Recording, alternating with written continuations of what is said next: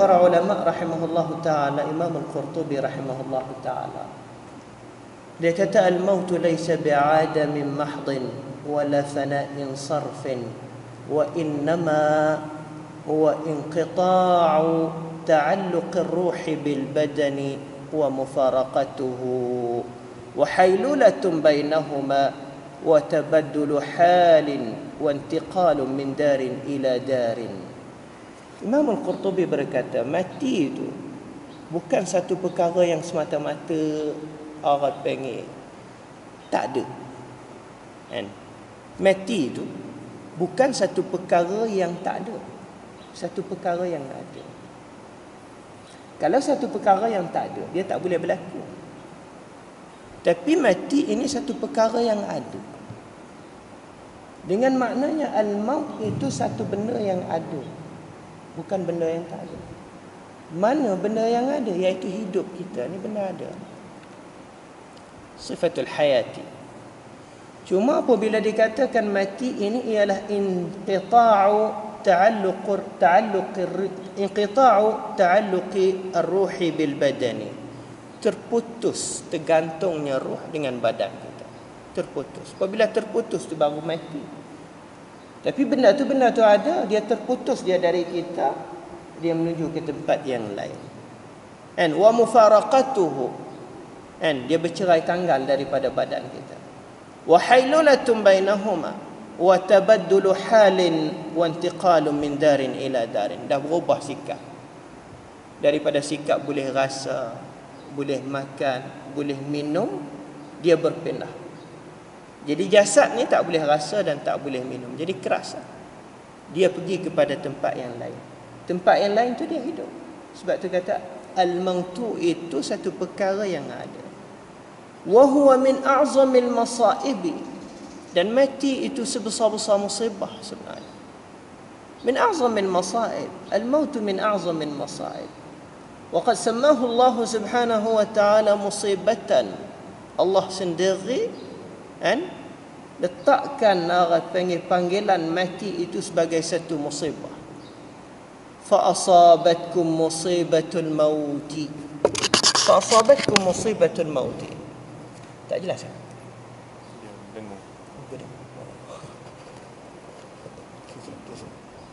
Baik, fa asabatkum musibatul mauti maknanya berlaku kepada kamu satu musibah yang besar. Apa dia? Al-maut. Jadi dengan sebab itu Imam Al-Qurtubi rahimahullahu ta'ala, dia kata min a'zamil masaib, sebesar-besar musibah ialah al-maut, mati. Kan? Wa a'zamu minhu, tapi yang lebih besar daripada mati lagi musibahnya apa dia?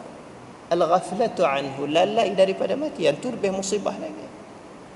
Diri mati dari diri mati itu yang bercerai tanggal daripada tubuh badan kita apabila berlaku pada seseorang, itu dah musibah yang besar dah tu. Nak banding dengan musibah-musibah yang lain. Kan? Musibah sakit. Kan? Musibah sakit tu besar juga. Tapi anak cucu boleh tengok lagi. Kita pun boleh hidup lagi, boleh tanya khabar lagi. Tapi kalau pejam mata dah sebesar-besar musibah. Habis anak. Inqata'a ankum, terputus daripada kamu kulla syai'in wa kulla humumin. Semua perkara dah terputus. Tapi yang paling besar lagi daripada musibah mati itu ialah al-ghaflatu anhu. Lalai daripada mati. Itu lebih musibah lagi. Kan? Mati itu dah musibah besar, tapi lalai daripada mati, Imam Al-Qurtubi anggapkan bahawasanya satu perkara yang lebih musibah lagi. Wal-i'radu an zikrihi, dan berpaling daripada mengingatinya. Itu musibah yang paling besar juga. Tak nak ingat langsung kat mati. Kan? Kalau boleh tak nak disebutkan mati. Kan? Wa qillatu at-tafakkuri fihi. Qillatu at-tafakkuri fihi ni kurang berfikir, sedikit saya. Kan? Berfikir untuk mati. Wa tarkul amali lahu, dan tinggalnya amalan untuknya, untuk mati. Amalan untuk mati pun kita tak buat. Itu musibah yang besar. wa inna fihi wahdahu la'ibratan liman i'tabar. Dan bagi mati itu sahaja dah cukup sebenarnya menjadi pengajaran bagi mereka yang mempunyai i'tibar. Liman i'tabar, bagi mereka yang nak ambil i'tibar, bagi mati dah cukup pada besar. Al-haulu tu yang kita sebutkan tadi, masa depan daripada mati tu lebih besar sebenarnya. Sebab tu Nabi kata jangan minta kepada mati. Kan? Tapi cumanya lalai daripada mati itu satu perkara yang dilarang. Tu biar sebab tu kata kita ni dianggapkan biar jadi pertengahan. Minta nak mati selalu pun tak boleh. Duk jadi zikir mati. Tu tak boleh. Kan? Zikrul mauti ni dengan maknanya ingat. Yalah, apatah lagi kalau kita berdepan dengan sembahyang jenazah, pergi kat kubur. Ingat tu aja, pergi ziarah kubur. Sebab tu di antara sunat menziarahi kubur ni, matlamat dia yang Nabi mengharuskan, tujuannya apa? Fa innaha tuzakkirukumul akhirah. Kerana matlamat menziarahi kubur itu tuzakkirukumul akhirah, mengingatkan kamu kepada akhirat. Itu matlamat dia, bukan tujuan lain. Tujuan memperingatkan kita akan akhirat.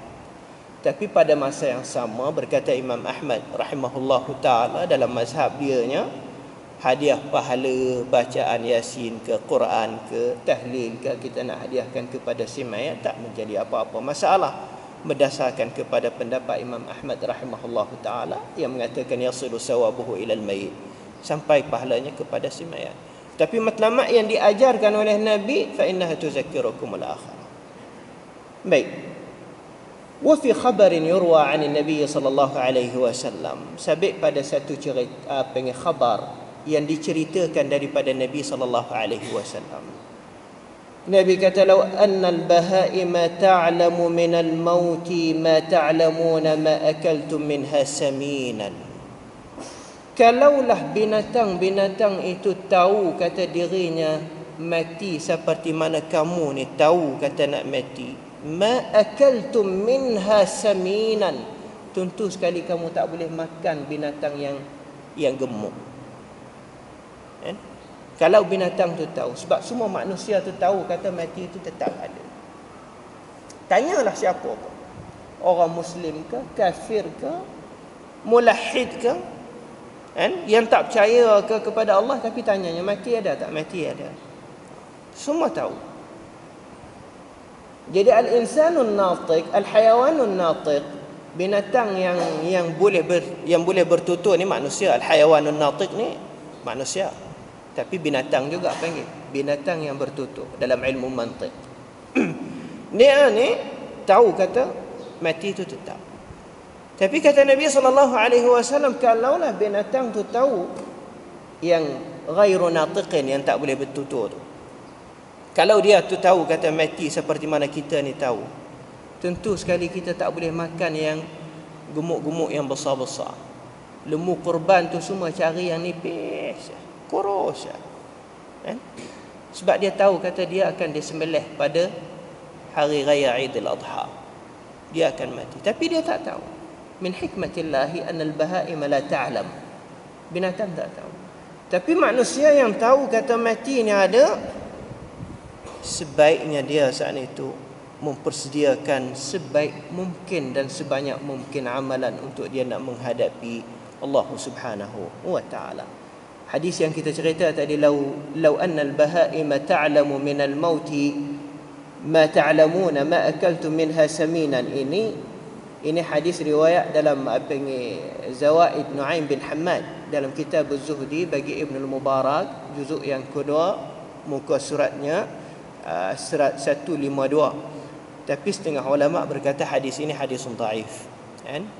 Yang kalau binatang itu tahu kata manusia, kalau binatang tu tahu kata dirinya mati seperti mana manusia tu tahu, nascaya kita ni tak akan makan binatang yang besar dan yang gemuk ni. Hadis ni riwayatnya dhaif. Kan? Kita kena cerita apabila kita sebut hadis min babil ilmi, kalau hadis dhaif kita cerita kata hadis dhaif. Kalau hasan cerita kata hadis tu hasan. Kalaulah maudhu' langsung kita tak boleh cerita.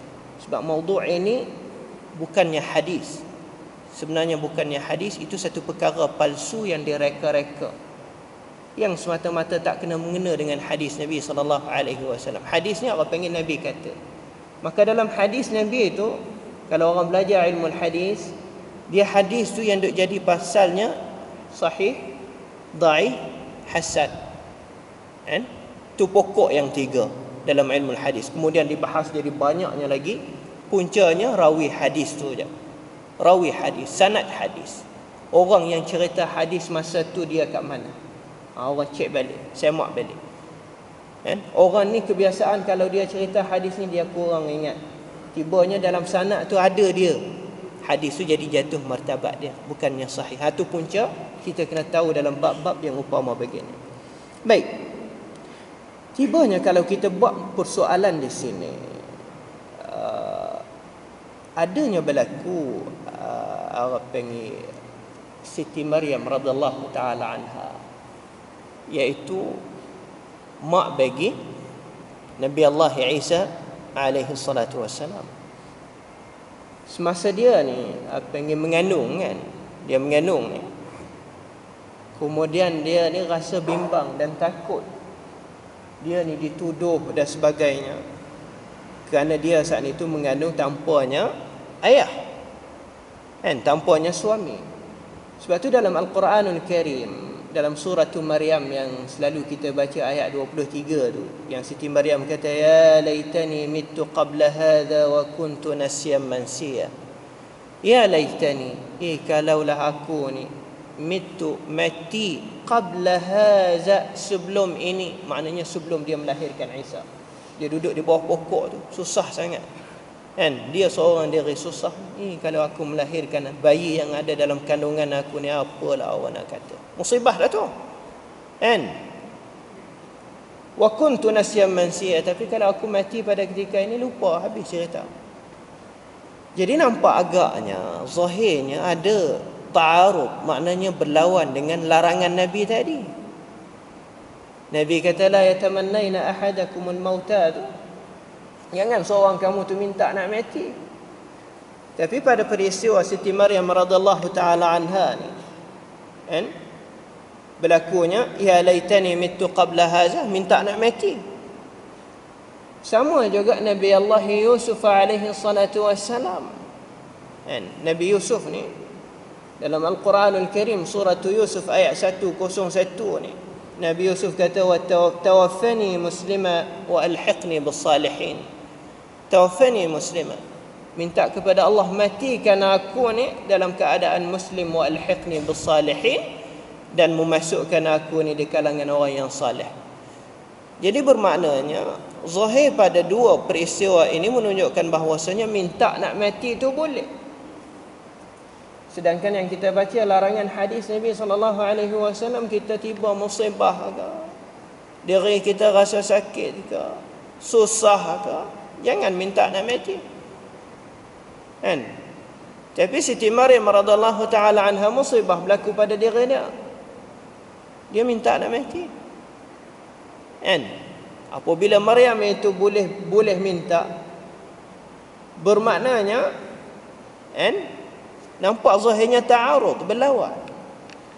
Berlakunya juga satu hadis daripada Malik an Abi Zannad an al-A'raj an Abi Hurairah radhiyallahu ta'ala anhu, sanad dia, anna Nabi sallallahu alaihi wasallam qala la taqumu as-sa'atu hatta yamurra ar-rajulu biqabri ar-rajuli fayaqulu ya laitani makanahu. Nabi kata tak akan tibanya berlaku kiamat sehingga berlakunya di antara sikap manusia apabila dia lalu kat kubur seseorang tu, dia kata, kalau aku kat tempat ni pun lebih baik. Nampak? Jadi akhir zaman nanti, kita sekarang lain sikit ni, kalau pergi kat kubur, aku kalau boleh tak nak tengok. Tapi akhir zaman berlakunya manusia dia pergi kat kubur, tiba-tiba kat kubur itu kubur orang yang saleh. Dan dia kata apa? Kalau aku kat sini pun lebih baik daripada sekarang. Kalau aku ditempatkan kat sini lagi lebih baik. Jadi bermaknanya zahir 3 perkara tadi. Satu, Nabi Allah Yusuf alaihi salatu wassalam. Yang kedua, Siti Maryam radhiyallahu taala anha. Yang ketiga hadis Nabi yang diriwayat oleh Abu Hurairah radhiyallahu taala anhu, kan, menunjukkan bahawasanya berlawan dengan yang Nabi kata, jangan kamu minta kepada mati pada zahir. Ini orang panggil, kita kena faham di segi orang panggil ulasan para ulama. Ilmu nak biar jadi tulennya, kita kena belajar rupa begini. Belajar kitab, hurai isi kandungan kitab itu. Jangan kita lari daripada matlamat asal. Sebab kadang-kadangnya kita di hari ini, kita anggapkan kepada ilmu itu bimbang, takutnya jadi tipis. Apabila kita tak memperjelaskan maksud hadis, maksud ayat seperti mana yang dikehendaki oleh ulama mu'tabar. Kalau kita tafsir mengikut selesa kita, kebimbangan-bimbangnya, jadi kita lama kelamaan ini, dah kita ni pun dah jadi adat trend yang mengaji tanpa berkitab, mustami'an, mendengar. Apabila kita mendengar tak salah. Nabi kata kun mustami'an, hendaklah jadi kamu orang yang mendengar, tak salah. Tapi kalaulah ulasan ilmu itu pun tak berfakta kepada fakta yang jelas, sumber hadis dari mana, kebimbangan lama kelamaannya jadi tipis sangat. Jadi kita pun terasa lagu pun, nyanyi pun jadi satu fakta dalil.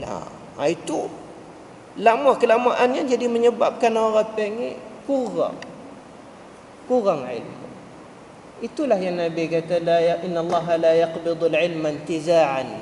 Tuhan tak cabut ilmu sekaligus, tapi mematikan para ulama demi satu.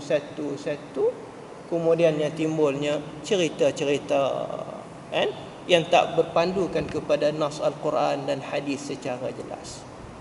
Lawak bukannya ilmu. Tak mengantuk itu sikap kita. Semasa majlisul ilmi kita mengantuk, tidur tak apa, nak buat tak boleh. Saya nak memaksakan orang nak buat biar jadi orang tak tidur tak boleh. Nak cari kisah yang bohong supaya orang tu jangan tidur, yang tu bahaya. Kita mengantuk tidur, la taklifa fid din, nak buat macam mana? Kan? Tapi siapa yang tak tidur tu dia dapat manfaat. Kan? Nak mentaklifkan seseorang supaya jangan tidur, mencarikan hiburan dan sebagainya, itu bukan. Kebimbangan-bimbangnya, lama kelamaan ilmu itu dia akan tipis kurang. Yang tu yang pada zaman Sayyidina Ali radhiyallahu taala anhu menjadi khalifah. Ali menjadi khalifah pada tahun yang ke-35 sampai 40. 5 tahun Ali memerintah. Masa Sayyidina Ali ni timbul banyak hadis-hadis maudhu'. Masa pemerintahan zaman Sayyidina Ali tu banyak hadis maudhu'. Banyak al-qassas, pencerita-cerita. Sampaikan akhraj al-qassas min al-masajidi, Sayyidina Ali halau keluar. Kan?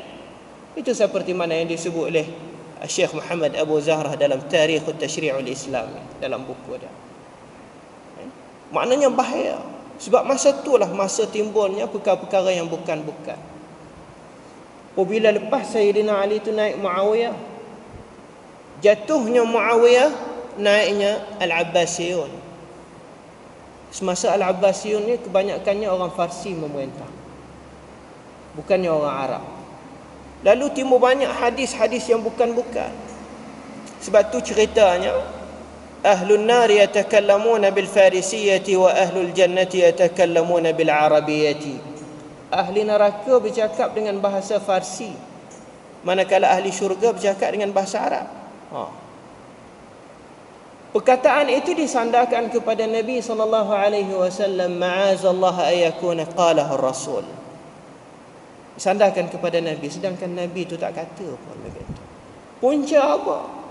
Punca berlakunya kes perbalahan di antara bangsa Farsi dengan bangsa Arab, maka menyebabkan hadis-hadis itu palsu timbul. Sebab tu kata di sini kita kena kembali kepada tulen ilmu, berdasarkan kepada kitab-kitab yang mu'tabar, huraian nas Al-Quranul Karim, supaya kita boleh membeza ma bainal haqqi wal batil. Baik, zahir tadi, zahir ayat Al-Quran tadi Dua, satu peristiwa Nabi Allah Yusuf, yang kedua Siti Maryam, yang ketiga hadis Nabi yang Nabi kata akhir zaman manusia ni apabila dia lalu kat kubur ni pun dia rasa kat sini pun kalau tempat aku lebih baik. Kemudiannya berbanding dengan hadis yang pertama yang kita baca yang Nabi larang kata nak mati. Jangan cinta-cinta minta nak mati. Jadi nampak ta'arud, ada berlawan. Tapi pada hakikatnya tidak ada ta'arud, tidak ada berlawan. Sebab berkata para ulama yang berlaku pada Nabi Allah Yusuf alaihi salatu wassalam tadi, dia minta nak mati tadi. Katanya Imam Al-Qurtubi rahimahullahu taala, inna Yusuf alaihi salam lam yatamanna al-mauta wa innama tamanna al-wafata ala al-islami. Nabi Yusuf bukan cinta nak mati tu, bukan minta nak mati, tapi dia minta biar mati dalam Islam. Yang kita bincang yang Nabi larang tadi, yang tu tak berubah. Walaupun zahir ayat Al-Quran nampak kata Yusuf tu minta nak mati, tapi tak. Yusuf minta nak mati atas Islam. Imam Al-Qurtubi tarikkan kat sini. Lam yatamanna al-mauta wa innama tamanna al-wafata 'ala al-islam. Kan? Dia minta nak mati dalam agama Islam. Ini menunjukkan kata bahawasanya husnul khatimati itu satu perkara yang manusia ni tak tahu. Nas'alullah as-salamah. Kan? Mati kadang-kadangnya mati dalam su'ul khatimah wal iyaz billahi min zalik. Bal'am bin Ba'ura. Bal'am bin Ba'ura tu orang alim. Orang banyak ilmu pada zaman panggil Banu Israel. Banyak ilmu tapi mati dalam fansalakha minha fa atba'ahu syaitan fa kana min al-ghawin. Kan? Tuhan cabut insilah. Insilah ni macam kita lapah. Kambing tu kita lapah kulit dengan isi dia. Kan? Tu panggil al-insilah. Kan? Tarik pun. Itu li sababin, kerana sebab-sebab yang tertentu. Baik, jadi Yusuf ni dia minta kepada Allah Subhanahu wa taala, iza jaa ajali tawaffani muslima.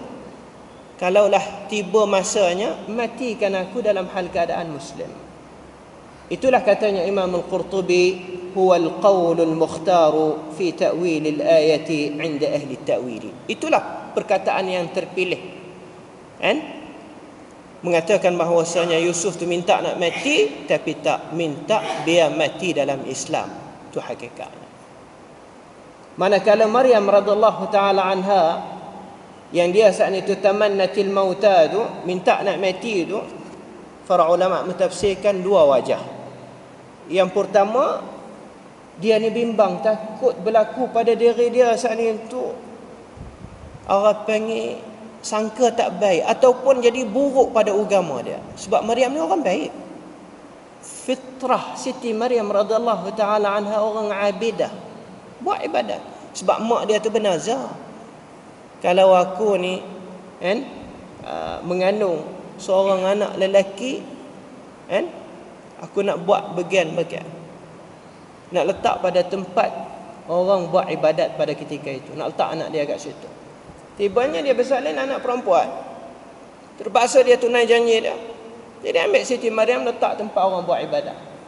Zakaria yang buat ibadat pada ketika itu, kan, jaga Maryam. Kan, tiba-tibanya Maryam tu mengandung.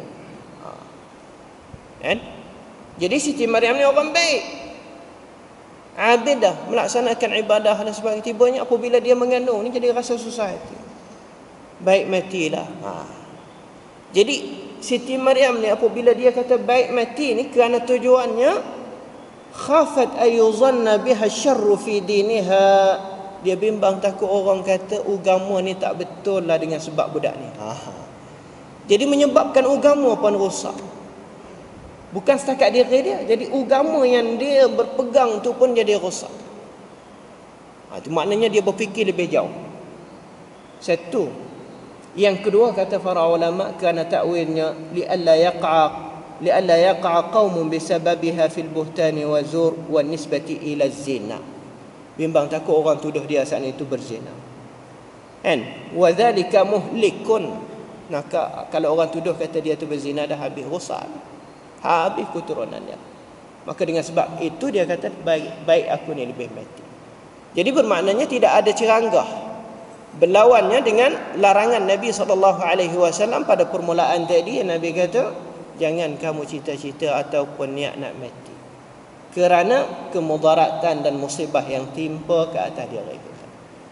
Maka pada zahirnya, yang kita ambilnya di sini untuk nak memberi pengajaran yang sangat-sangat baiknya, ialah di antaranya orang yang tak lari daripada mengingatkan mati, tapi pada masa yang sama persediaan untuk nak mati. Bukan semata-mata nak mati itu tak.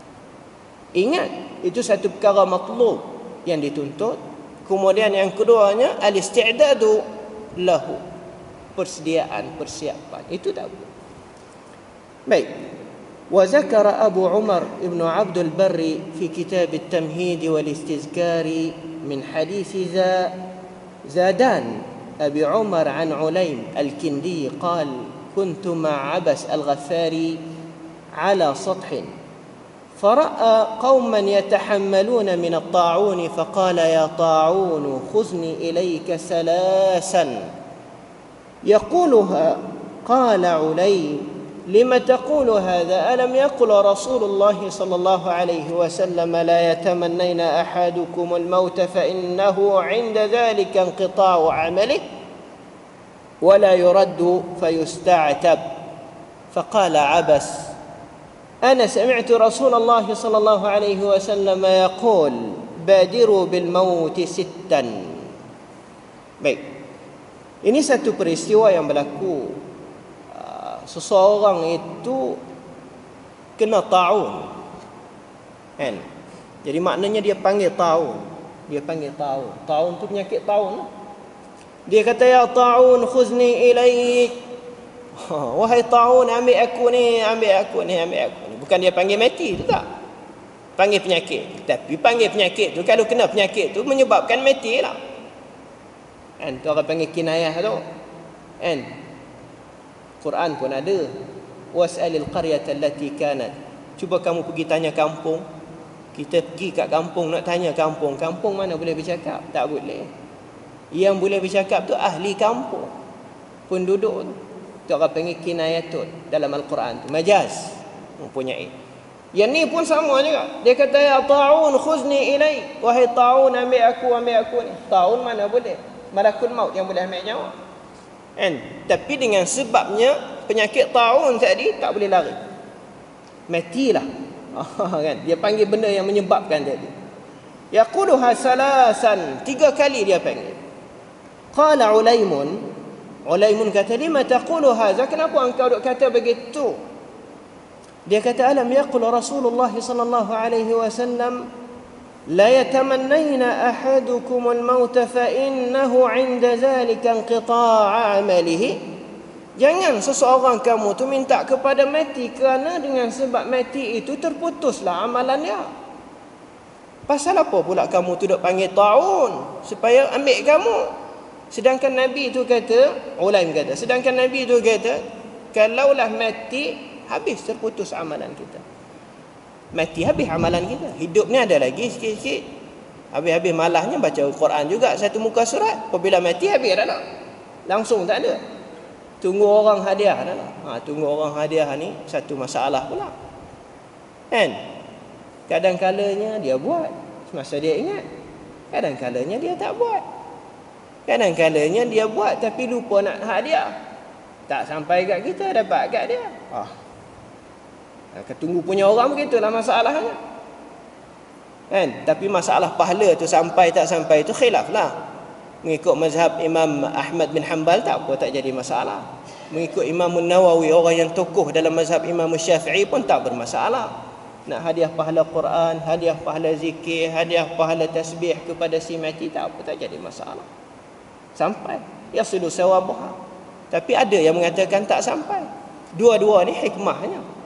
Hikmahnya, tujuan di mana? Tujuan biar kita ni ada persediaan untuk kita. Jangan simpan harapan kepada orang lain. Kalau fardu takdir kata ada orang yang mengatakan sampai ijma', sampai ijma' tu.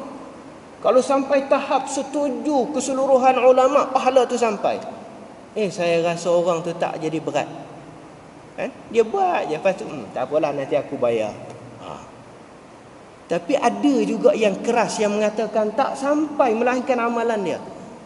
Hikmahnya khilaf berlaku pada masalah khilafiyah di sini bukan untuk bertumbuk, tak. Untuk menjadi orang yang akil, yang berakal itu dia boleh ambil jalan tengah, iaitu baik aku sedia lebih awal untuk diri aku daripada aku simpan harapan kepada orang lain. Tapi kalau orang nak buat tak kisahlah, sampai alhamdulillah. Nampak? Baik. Ulaim kata, lima taqulu hadza, kenapa engkau kata begitu sedangkan Nabi SAW larang? Jawab Abbas, dia kata, aku dengar Nabi SAW, Nabi kata apa? Badiru bil mauti sittan, kamu segera dengan mati itu 6 perkara. Imratus sufaha, wa kasratis syurti, wa bai'il hikam, wa istighfafan bid dami, وقطيعة الرحم ونشوا يتخذون القرآن مزامير يقدمون الرجل ليغنيهم بالقرآن وإن كان أقلهم فقها. Kan? Ini satu perkara yang orang panggil di antara perkara-perkara yang menyebabkan orang panggil apabila berlakunya fitnah. Tibanya fitnah, maka pada ketika itu niat nak mati itu tak apa dah. Sebab tu Nabi sendiri pun kata apa? Wa tawaffani ghaira maftun. Matikan aku sebelumnya difitnah. Fitnah tak tahu nak buat apa. Kalau datang masjid awal pun orang kata begitu. Kalau balik masjid lewat pun orang kata begini. Kalau duduk kedai kopi ni orang kata begitu. Kalau berkawan dengan orang ni orang kata begini. Jadi habis. Kalau pakai songkok orang kata begini. Kalau pakai yang putih orang kata begini. Jadi tak tahu dah, jadi fitnah habis. Kan? Kalau pada ketika itu tu nak mati tu dah tak apa. Tapi kita tak sampai lagi tu. Kan? Ini semua dah cerita benda-benda yang disebutkan oleh Nabi SAW. Jadi kesimpulan muslimin dan muslimat yang dirahmati Allah Subhanahu wa taala, perkara yang mudah. Satu, Nabi larang jangan minta cinta ataupun minta nak mati kerana sebab kemudaratan dan musibah yang timpa ke atas diri kita. Itu jelas. Tibanya hadis yang lain, peristiwa Nabi Allah Yusuf, peristiwa Siti Maryam, yang itu kita tak boleh buat untuk mengatakan mereka ni minta nak mati. Kerana pentafsirannya macam umpama Nabi Allah Yusuf alaihi salatu wassalam ni Tuhan bagi segala-gala kepada dia. Kekayaan, kaya dan sebagainya, dia rasa dah cukup. Tapi kalau Tuhan nak mematikan dia, mati dalam hal keadaan muslim. Jadi bermaknanya di sini kita boleh ambil kesimpulan di antara al-manhiyat yang dilarang oleh Rasulullah sallallahu alaihi wasallam, sakit, demam, apa yang menyebabkan kita rasa dah susah sangat, tekanan yang berat, tekanan kuat ni, kita kata baik matilah, tak boleh. Tapi sehabis-habis naknya buat pilihan, iaitu dalam doa kita semasa kita sakit sangat tu, berat sangat, kita kata, ya Allah, kalau hidup aku dengan mati aku ni mana yang lebih baik? Kalau hidup yang lebih baik, hidupkanlah. Kalau mati yang lebih baik, matikanlah. Sekadar tu tak. Kan? Jadi maknanya semua perkara yang baik, tapi perkara yang baik adalah di antaranya persediaan untuk kita apa yang kita akan membawa kepada tempat yang kita akan menghadapinya. Itulah satu beberapa hadis yang kita baca. Kemudian yang adanya lagi Imam Al-Qurtubi menyebut tentang dengan zikrul mauti wa fadlihi wal isti'dadi lahu. Di antara menyebutkan mati dan kelebihannya dan persediaan untuknya. Itu satu bab yang lain dan hadis-hadis yang lain. Sekadar ni saja yang saya sebut beberapa hadis untuk menjadi motivasi untuk kita pada pagi ni. Sarapan rohani sebenarnya. Kan? Sarapan rohani. Tapi kalau sarapan jasadi itu kena pergi cari makan kat lain. Sarapan rohani pun dia memerlukan juga sedikit sebanyak untuk nak mengenyangkan dia, nak biarkan dia saat itu boleh bertegak dalam pendirian ibadah dia. Aqulu qawli hadza wa ufawwidu amri ila Allah, innallaha basirun bil ibad. Ada soalan tak? Kemusykilan? بسم الله الرحمن الرحيم. اللهم ربنا إنا نسألك علما نافعا وقلبا خاشعا وعملا صالحا متقبلا. رب يسر ولا تعسر وأتمم بالخير. اللهم ربنا إنا نسألك الهدى والعفاف والغنى ونسألك التقى ونسألك أن تجعلنا من عبادك الصالحين. وصلى الله على محمد وعلى آله وصحبه وسلم. السلام عليكم ورحمة الله وبركاته.